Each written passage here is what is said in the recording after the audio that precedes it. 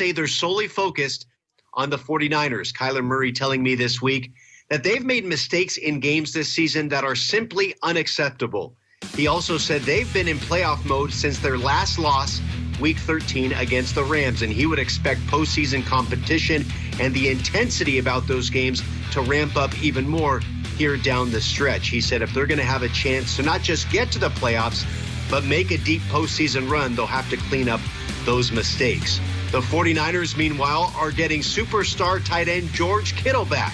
Head coach Kyle Shanahan announcing that the star tight end will return to the 49ers lineup for the first time since Week 8 after recovering from that broken foot.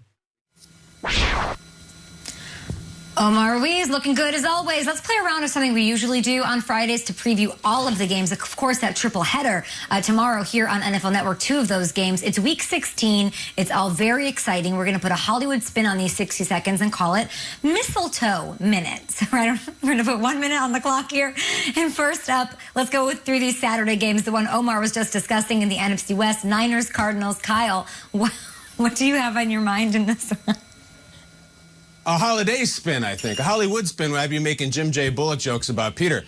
Listen, Arizona, win out. There's big stakes for you guys. Here's the deal. The Cardinals have to win this game. Earlier in the day, the Bears are going to play, and the Bears are probably going to win. The Bears are hot. The Bears are the biggest enemy for the Cardinals right now as it goes to getting the NFC playoff spot. Put this thing to bed. Put on a show. The Niners are done. They're circling the drain. Roast them. I want shock and awe from Kyler and DeAndre. You know, I like Omar Ruiz in that hit. He said that Kyler Murray has told the team that we've been in playoff mode since their loss to the Rams. Okay, well, if you're in playoff mode, let's see some playoff football. Because if you go out there and you're sloppy, if you go out there and you're not consistent from the first quarter all the way to the fourth, this is exactly who you're going to be in the playoffs. So I want to see not only a win, them putting it to bed, but also some consistent football. Like I've said, guys, the last couple of weeks of December is exactly who you're going to be in the postseason. Kyle, if I'm Jim J. Bullock, you're Bruce Valanche. I love Hollywood Squares. Let's get right into it here. I think the Cardinals take care of business. They'll win. Whatever. That's fine. Robert Saleh is going to be interviewing for jobs over the next couple of weeks. They've been really bad on defense the last few weeks. If I'm Robert Saleh, I'm trying to tell my guys, hey, fellas, I need to get one of these head coaching guys. I can't walk into an interview losing by 40 points. We got to give it our all. It's been a tough time for the 49ers. I don't see this being competitive. I see the Cardinals blowing out the Niners. 49ers, have some pride here. Finish up the season strong. Well said. I got to tell you, Kyle, Hammer and I had a friendly gentleman's wager that you would have a picture of Jimmy Garoppolo ready to go for that mistletoe. I'm a little disappointed in you. Oh, my gosh. Yes. I'll get there. That'll be the new log. What's next, Gabe? Okay. Dropping the ball. Okay, here's what's next. A huge NFC East showdown, guys. The Eagles are visiting the Cowboys in Dallas. How excited are we for this one, Nate? I'm still excited about this Jalen Hurts experiment. And I don't want to say experiment as if I'm disrespecting or being dismissive to what he has already done. I just feel like if he slams the door over the last couple of weeks on who could possibly be the starting quarterback for the Eagles moving forward, the Eagles are going to have to shop Carson Wentz. And I'm not sure because of the price tag over his head who's going to be paying for it. But I do know that Jalen Hurts right now, he's holding all the cards in his hand. It's cool because this game's going on simultaneously with Washington and Carolina. So the NFC East, you're not going to know how it's going to all be. All these teams will be jockeying. One note that I offered earlier this week, that really cool look from that crazy camera that we got with Seattle, Washington. Yeah. The Fox guys will be using that for Dallas, Philadelphia. You'll see that again. Enjoy the look and feel of this game. It'll be different. Nice. Okay, so Dallas wins this game, wins next week. Washington loses both games. Possible. Guys, I think we got the Dallas Cowboys in the NFL playoffs hosting a home playoff game. It's the season of miracles. It could still happen, but they got to win this one. The loser of this one officially eliminated. Both would be eliminated anyway if Washington does, in fact, beat Carolina. Great call there, Schrager. The Giants look to keep the race in that NFC East close, though. They've got one against the red-hot Baltimore Ravens, who seem to have figured it out on offense. Schrags, go. Yeah, I'm wearing the Ravens robe courtesy of NFL Shop. Everyone can get one, and I think this might be the hottest team in football no one's talking about. They had the crazy win against the Browns.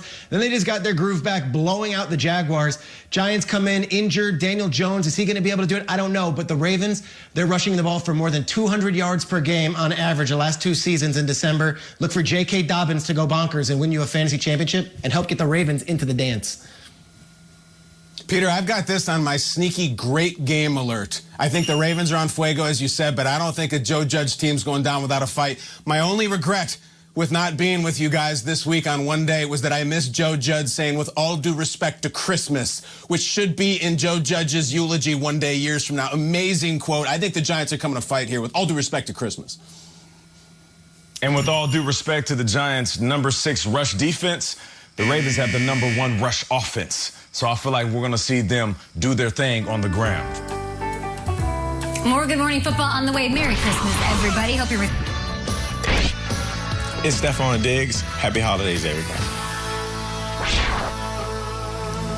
Oh, Stephon Diggs joining us. We've got Peter Schrager. We've got Nate Burleson. My name is Kay Adams. Merry Christmas to you. And look, not in Will Selva's garage. I thought they were going to make you drive there. I'm a little shocked by that. Patrick Claybon joining the show. Patrick, Merry Christmas to you, to your beautiful family, Lauren, of course, the kids. Merry Christmas.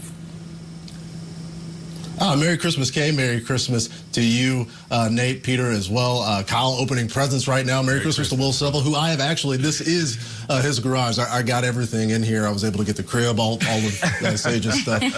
Here to celebrate Christmas here on Good Morning Football. No place better to do that. It's safe to say that Nuke Hopkins has had a pretty good first season in Arizona. A big success, leading the league in reception yards. He's second in receptions. But there's a molehill that's starting to gain a little bit of altitude. It's been commonplace to miss practice for DeAndre Hopkins this season, especially on Wednesdays. It's clearly not affected his play on the field, but some folks with microphones have made a bigger deal about it than even the crime of dancing on a logo.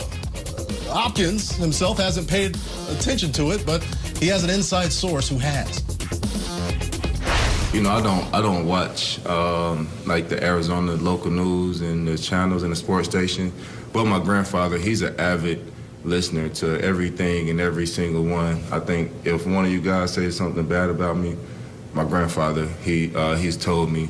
So I've seen all the blogs and all the stuff. I'm pretty sure some of you guys might have been in there agging it on, but I'm not going to say any names. So next year, you know, please tell your friends and all you guys on the local stations, you know, if you got anything negative to say about DeAndre Hopkins, I charge to come on shows, but I give a discount to come on the show for those people. All right, Nuke and Grandpa keeping receipts. Love that. And other Cardinals news, Larry Fitzgerald limited in practice Thursday. He's listed as questionable for Saturday's game against the 49ers. There has been some talk in the last couple of years about retirement, so this could potentially perhaps be his last regular season game in Arizona, albeit with limited fans in attendance. And the Dolphins Foundation Food Relief Program recently distributed more than 19,400 meals to the South Florida community. In total, the program handing out more than 45,000 meals during the holiday season. Great job by the folks there with the Dolphins. And speaking of the Dolphins, Miami fighting keeping its playoff hopes alive Saturday night as they travel to Las Vegas to take on the Raiders. With more on that matchup, here's our own Steve Weich. Well, Raiders head coach John Gruden said Thursday he didn't want to let the cat out of the